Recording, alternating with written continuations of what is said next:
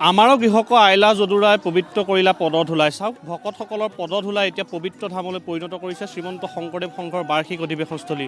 আৰু মহবন্ধা এৰালতলী পথৰ এতিয়া লাখ লাখ ভকতৰ সমাগমত উদুলি মুদুলি হৈ পৰিছে বৈষ্ণৱ পণ্ডিত সোণাৰাম চুতীয়া সমন্বয় ক্ষেত্ৰ।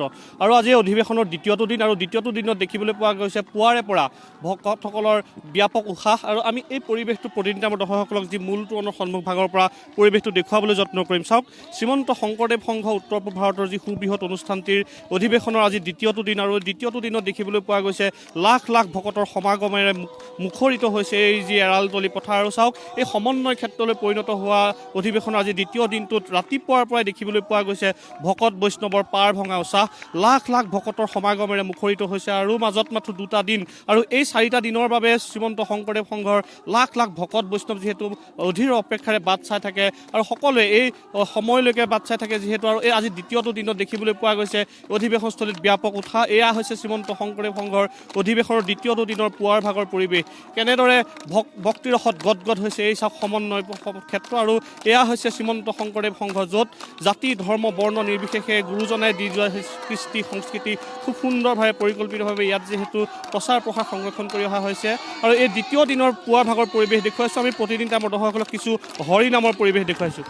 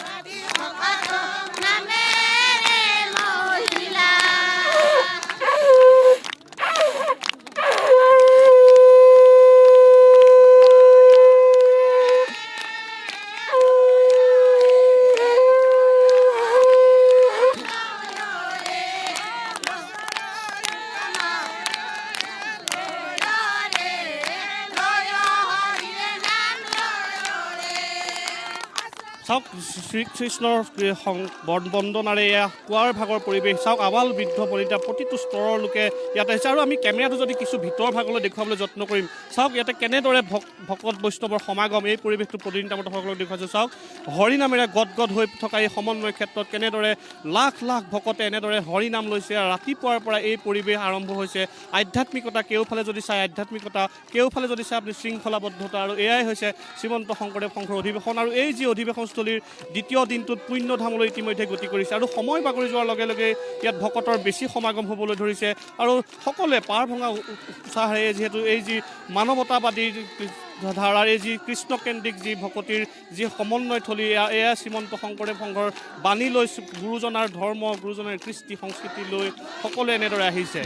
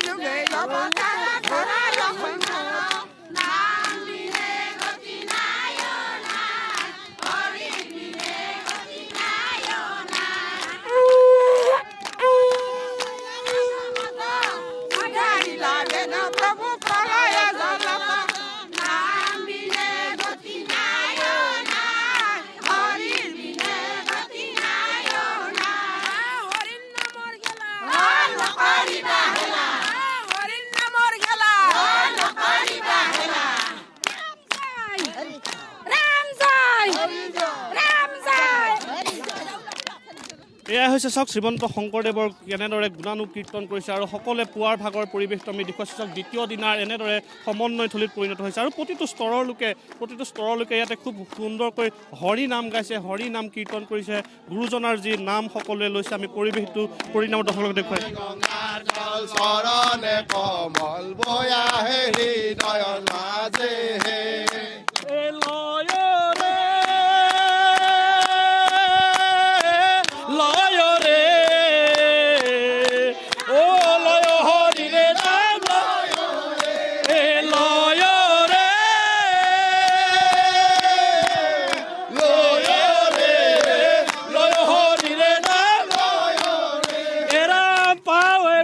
হৰি লয় হৰি ৰে নাম এৰাম কৰহ কাতৰি লয় হৰি ৰে নাম এৰাম প্ৰাণ ৰাখবি মোৰ লয়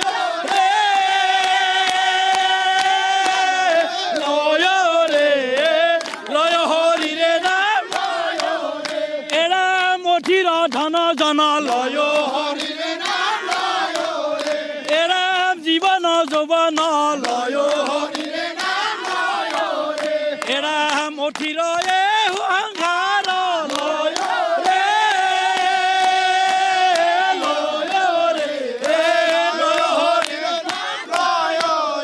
এৰাম পুত্ৰ পৰিবাৰ লয় হৰি এৰাম পুত্ৰ পৰিবাৰ লয় এৰাম কৰহ কাহেৰি হাৰ লয়